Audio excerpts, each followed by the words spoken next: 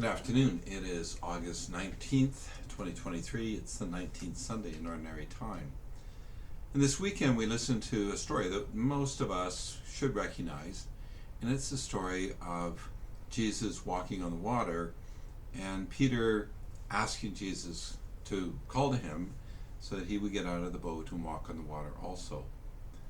And it's an interesting story because there's so many levels to it. Again, it's like a giant onion that you just peel away a layer and peel away a layer, and there's more and more to it. And we tend to focus on the fact that Jesus says to Peter, where's your faith? Where's your faith? Ye of little faith. But there's something else in there too, because where did the weakness of faith come from? And when we think about that and we focus on it, one of the first things we should recognize is the fact that Peter was walking on the water until he noticed the wind. And then he was distracted. What he wound up doing is taking his eyes off Jesus. And this is not a good thing to do. And so, to take a couple of sports analogies, I'll offer it to you. When you're playing baseball, if you're batting, one of the things you want to do is be able to watch the ball come out of the pitcher's hand. And you want to be able to watch it, right? If you don't see it come out of the pitcher's hand, you're kind of lost. The same thing if you're playing field. You're supposed to watch the ball into your glove. Pay attention all the way into your glove. Keep your eye on the ball. In golf, if your eye isn't on the ball, you're in a lot of trouble. Whether it's putting, whether it's driving, whether it's hitting an iron, you got to have your eyes focused on what you're supposed to be focused on. Basketball, I've never quite understood. They always said that you kept your eyes focused on the other person's belly so you could see which way they were going to go, because the ball could become a distraction. There again, though, it's about focusing. Are you focused on the right things?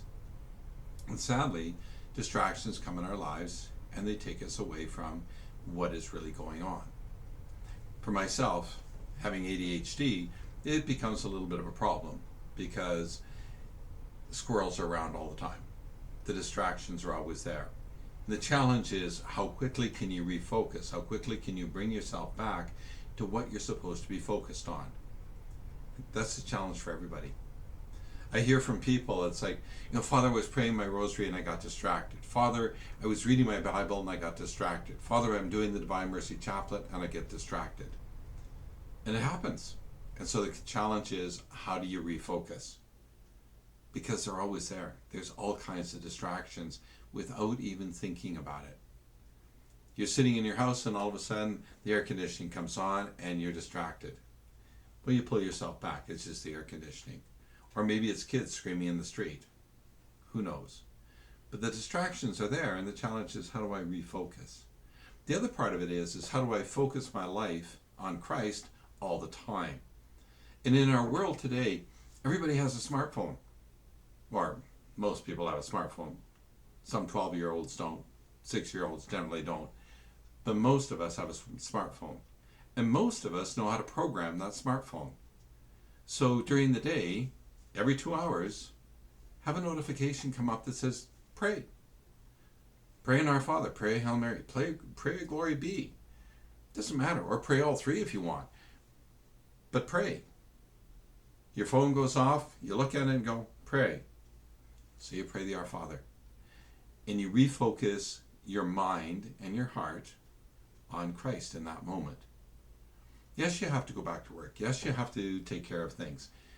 But throughout the day, try and focus on Christ. Throughout the day. It doesn't have to be a long prayer. Short prayers done faithfully more often are better for us than sitting down and going, well, I need to pray for an hour, right? Not everybody has an hour to sit down and pray. The kids are screaming, there's this going on, there's that going on, there's all kinds of stuff going on. People are busy. So sometimes it's like, you know what? Short prayers done more frequently can be very, very helpful. And especially when you've got your smartphone to help you out. Pray. And so you pray. And I don't know about the rest of you, but most of the people I know, it's when that thing buzzes or your watch buzzes or whatever, people look. You've trained yourself. So Use it. Take advantage of it. My cell phone goes off, my watch goes off, all of a sudden it says pray. Pray. But that's your free will. One, you need to do the programming. Two, when it goes off, be faithful to the prayer. Like I said, it doesn't have to be a long prayer. But just pray. Take the time to refocus on Christ. And that's very, very hard. There's an interesting practice that is practiced in Croatia on the wedding day. And the couple receives a big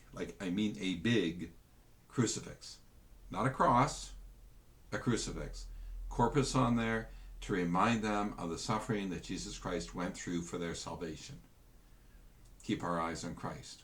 Focus on Him. In the marriage ceremony, the two shall become one, and what God has joined, no one must divide.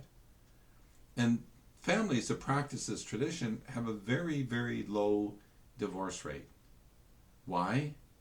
Because in their married life, their focus constantly goes back to Christ. The other part of it is if you got a 3-foot tall crucifix hanging on the wall of your house, that's going to make you think every day. It's going to bring you back to Christ. I think one of our problems is so many houses nowadays, you walk in and they've been sanitized. There's no statue of Mary. There's no statue of Jesus. There's no crucifix. We've sanitized the house. We're taking God out of the house. And if you're raising children, how do you teach them about God if you never invite God into your house? And no, Jesus is not in the crucifix, and Mary is not in the statue, and Jesus is not in the statue. But they're reminders, in the same way that you and I use photos. You pull out the photo album or you pull out your phone and you go, oh, look here. And you got a whole story associated to one picture. Well, the same thing with a statue. The same thing with a crucifix. There is an entire history attached to that crucifix. There's an entire history attached to the statue of Mary. No, Mary's not in the statue and Jesus is not in the crucifix, but it puts our mind in the state of memory. If we want to look at Jesus, and in the Old Testament, they were afraid of looking at God because if you looked at God, you'd die. For us today, it's something totally different. We're invited to come to Eucharist adoration. We're invited to come and spend time kneeling before the Blessed Sacrament or sitting before the Blessed Sacrament, trying to find that sense of being still and know that God is God and I'm not God. And yes, sometimes you're sitting there in front of the Blessed Sacrament and the distractions come and we refocus. And the distractions come and we refocus. The key is to refocus, to bring ourselves back to what is important. Yes, the distractions come. The distractions go. You know what? Recognize that. But then refocus yourself. Get yourself back on track. And sitting in front of the Blessed Sacrament and the monstrance is one way of doing it. Doesn't have to be a long time. There are some people will come, they'll be there for an hour. They'll pray their rosary, they'll do the Divine Mercy Chaplet, they'll have all kinds of different prayers, or they'll just bring their Bible and read the Bible sitting in front of Jesus. And some people just sit very quietly, staring at Jesus.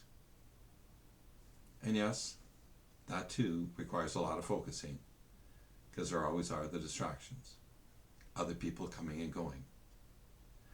But we refocus, and we refocus, and we refocus, trying to keep our eyes on that which is the most important prize of all, Jesus Christ, who suffered and died for your salvation and my salvation. It's August 13, 2023. It is the 19th Sunday in Ordinary Time. May God continue to watch over you, bless you, keep you safe all the days of your life.